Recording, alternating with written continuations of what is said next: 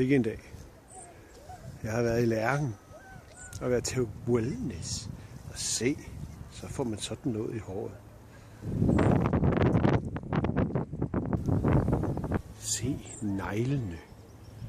Altså.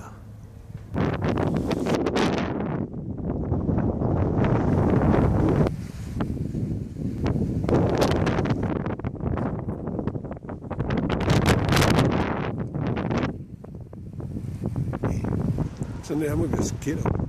Min meget farlige arbejdsplads ligger lige hernede. Lige nede om hjørnet. Der har jeg arbejdet i 28 år efterhånden.